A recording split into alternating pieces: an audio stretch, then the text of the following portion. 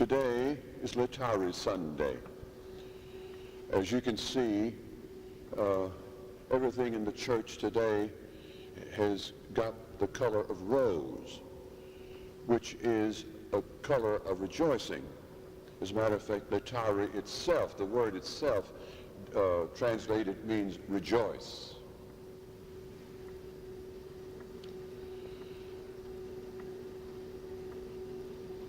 It's time to take time out. You remember here 3 or 4 weeks ago, we made some resolutions, did we not? We made some promises, did we not?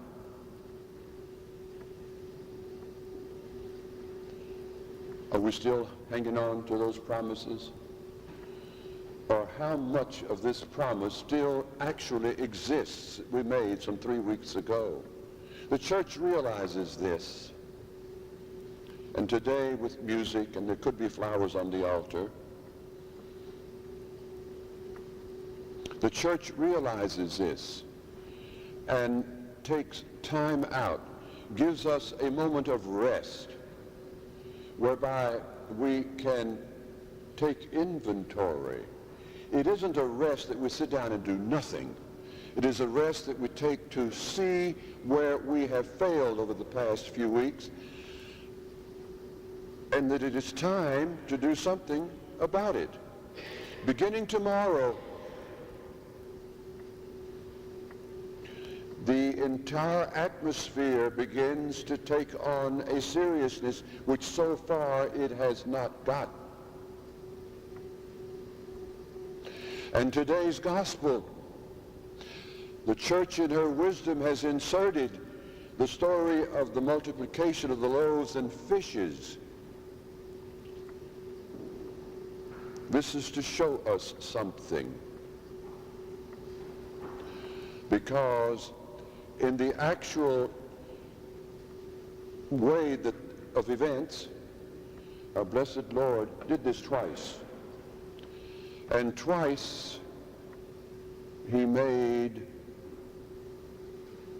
an observation which the people simply did not, or could not, or would not accept. Unless you eat of my flesh and drink of my blood. And when he said that, what did the people do? They left. And what's more, he let them go. He did not beg them to come back and give him time to explain. He let them go. When he was multiplying the fish and the bread, they wanted to make him king. But when he brought it to the meat of the matter, they left him. And today, I think that we might be somewhat near that same mental attitude. Why do people generally, why do traditional people generally, conservative people generally, call them any kind of conservative, traditional, crisscross, whatever links you want to put of them, but people who end up going to a place where the Mass is said in the traditional way, maybe the Tridentine Mass. Ask these people what's going on in there, and they will tell you we go there because we like it. We prefer to go there. And besides that, it is said in Latin, and that sounds better.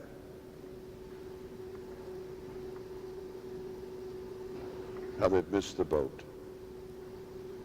How they've missed the boat completely. And you want to know, those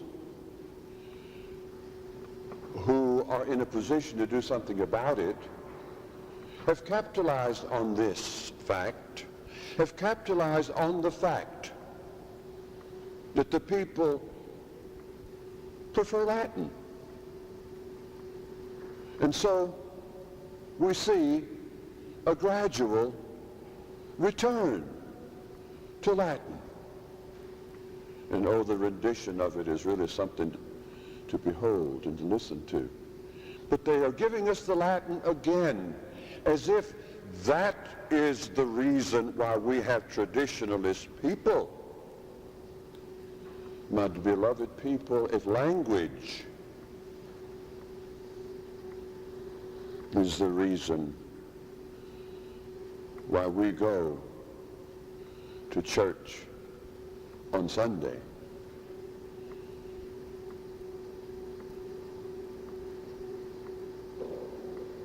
how stupid.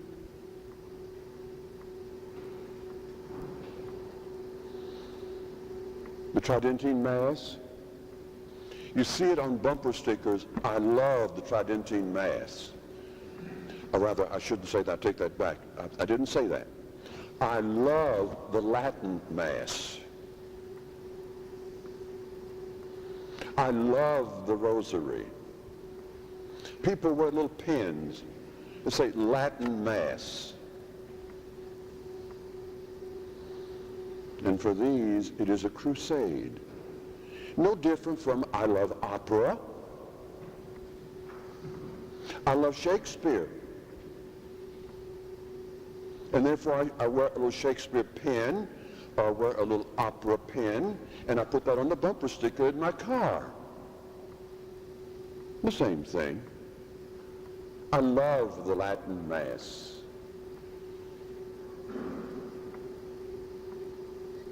Over the past few weeks, we have been talking about love, good love and bad love. We've been talking about obedience, good obedience, bad obedience. We've been talking about humility, good and bad. We've been talking about the other virtues, good and bad.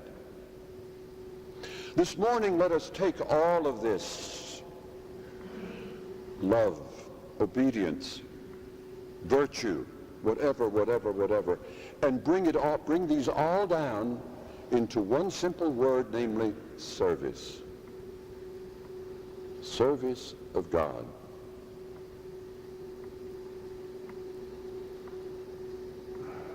The people who go to church simply because they enjoy, and it has to be sung. I know a certain individual who will not darken the doors of this church unless we sing the litany of the saints. And if the litany of the saints is not sung, this man will walk out of church. This is the truth. I'm not lying to you. To show you how totally ridiculous it can become. What is our service? Our instincts are to love. And our instincts are to serve. And to be loved. And to be served. The people this morning in the gospel, with the multiplication of the loaves and fishes, were served. They were served by the divinity. They didn't understand it to be the divinity. They just, they had all kinds of ideas about it. But they were served. They were given. But then somewhat later, when they were asked in turn to give their faith, they walked away.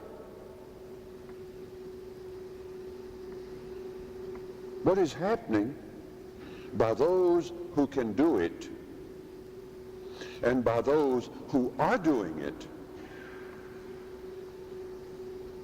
is to mess around with people's instincts, like it or not. And they're messing around with the people's instinct to love and the people's instinct to be loved and to be served and to be obedient. Remember, we have said about love and obedience and so on, it's not that we do not love. It is not that we are disobedient, because we do love and we are obedient, but we love for the wrong reason and we are obedient for the wrong reason, we are humble for the wrong reason, and everything is on a natural plane. Nothing has been supernaturalized. And those who can, like I said a moment ago, are messing around with our instincts. And they're giving us things. Pretty ceremonies, pretty music, pretty vestments, pretty candlesticks, pretty statues, things that are nice to look at. This is not where it is.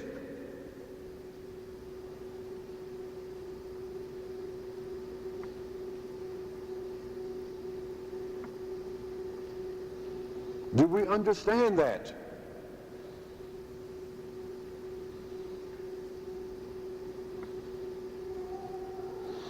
It was not in the loaves and the fishes. Things.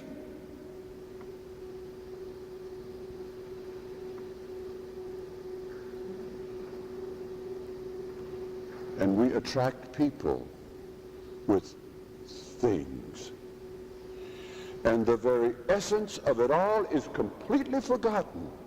We are so concerned about the things that we don't have time to think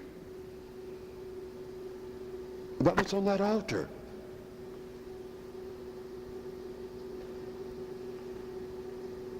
The people in our Lord's time on this morning's gospel could only think of bread.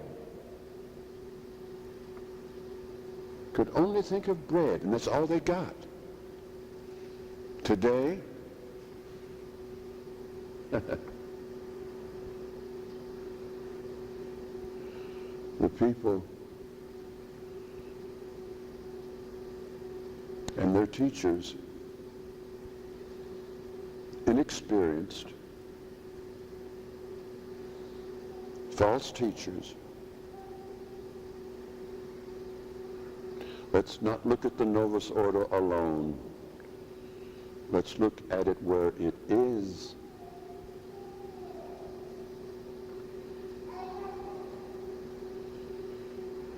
Today,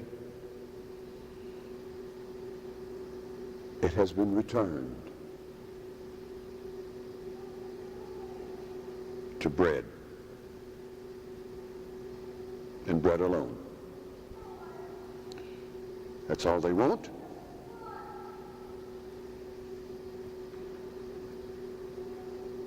That's all they get. And inexperienced preachers, not that I'm saying that I'm experienced, how ridiculous, but inexperienced preachers, untaught preachers, false teachers who cram what they think is right down the throats of people who are only and merely headline readers of false religion. And our blessed Lord had much to worry about when he said, when I come back, will I find faith on the earth? It isn't that you should believe in things of this nature here. It isn't that you should believe in what you might see in this room.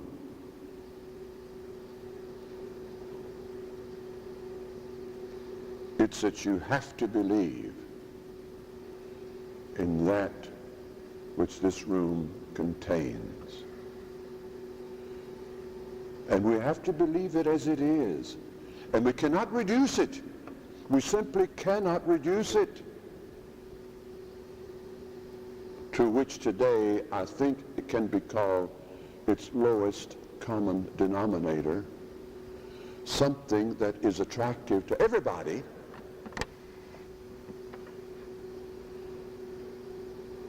namely a dead piece of bread and a dead cup of wine,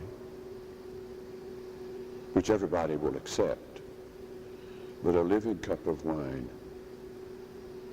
a living piece of bread,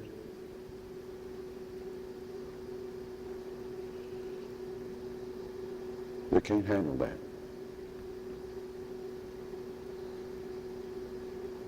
It's beyond them. My beloved people,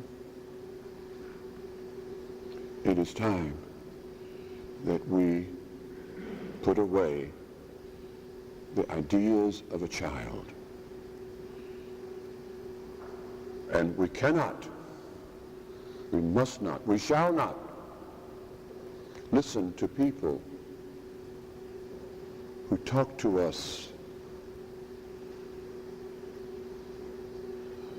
from both sides of their mouths at the same time.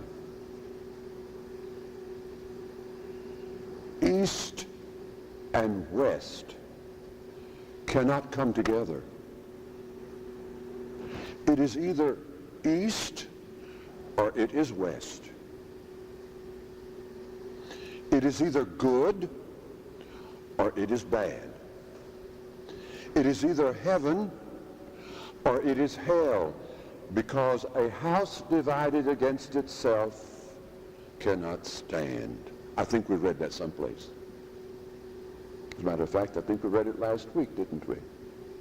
About Beelzebub. But we are now trying to bring East and West together and make something pretty with it. And as a consequence, our people go home empty. They go home without any feeling. And it's no wonder that when they hear the word of Christ, the minute they get on the church steps, it's gone. Our pulpits today are more concerned about the legalities of things, about the rightness and the wrongness, about who is a heretic and who is not a heretic, and who can come to communion in our church and who can't come to communion in our church, and what the priest is doing up there and how long he's taken about doing it. Those are the things that we get from our pulpits today. But to tell the people, this is what we must do in order to save our immortal souls. Aha. That's another story. And the preacher finds embarrassment perhaps to speak of such to speak of such things. There is only one reason why we are here in this room this morning together. Only one, you and us, on both sides of the altar rail. And that's to become saints.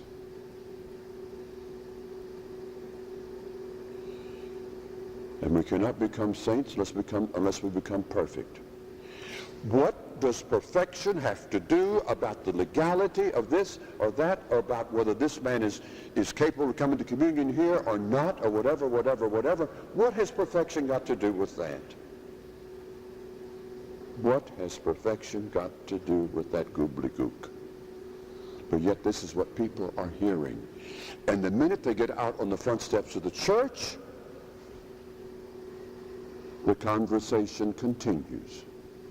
And then we get all of the experts, all of the geniuses who have doctoral diseases, I almost said, who have doctoral dissertations. They haven't read a book, but they are doctors, all of them. They get in groups of twos and threes and twos and threes and twos and threes, And they come up with a theology that is mind-boggling.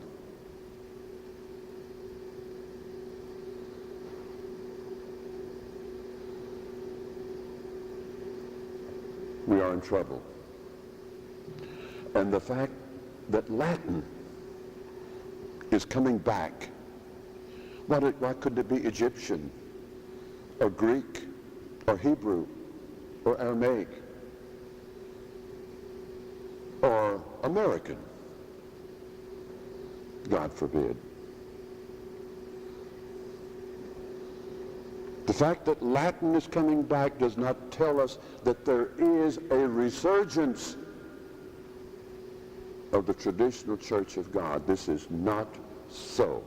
And anybody who believes that will believe most anything. And simply because it is in print, and some of our printing leaves much to be desired, because it is telling people things that are simply, I'm not going to say that they're not true, but I will say that they are media. And media tells us most anything, and we have a tendency to believe media, don't we? And our Catholic periodicals that we get, traditional Catholic periodicals that we get today, are telling us, look at the tremendous growth of the Tridentine Mass. Baloney! Just because Bishop so-and-so allows it to be said in podunk or dog patch, with the church, the roof of which is leaking and falling down on top of the people,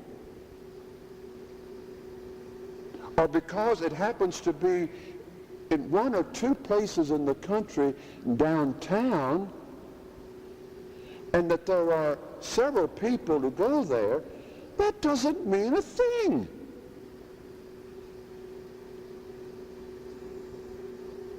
But we play that up, and the people are saying, look how wonderful it is.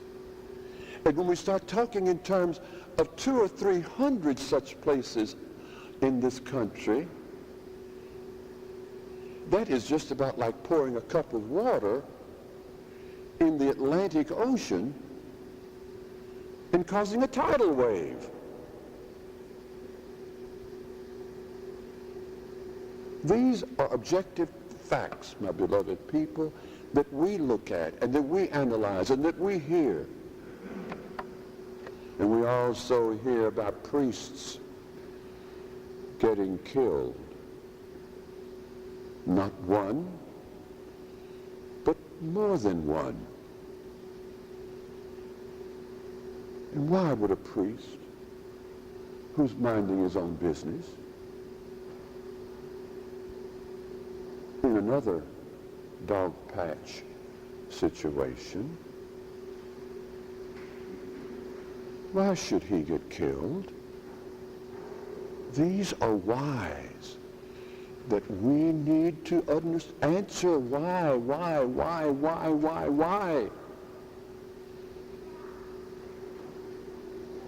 So as we proceed with this in Lent, I've got to quit because it's already over my time, but forgive me. Each Sunday I beg your indulgence. I beg your forgiveness. But as we proceed now to the last days of Lent, let us see what our offering to God really is. Mortification, penance, sacrifice, reparation, whatever. These are the things that we have to perform. These are the things that we have to endure. Coming to church to be entertained, the Novus Ordo does that. And each Sunday you go to a different theater or a different theatrical production. We offer you different vestments and different candlesticks and different this and different that. Mortification is painful. It is never convenient. It is never easy. Pick up the crucifix, those of us who have courage. Pick up the crucifix all by yourself,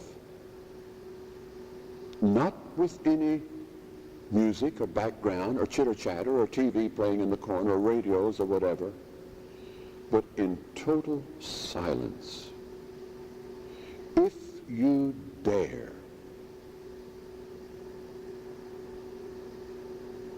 pick up the crucifix and look at it for 5 minutes. If you dare.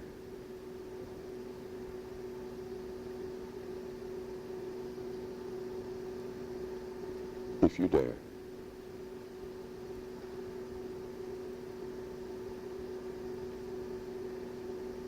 If you dare.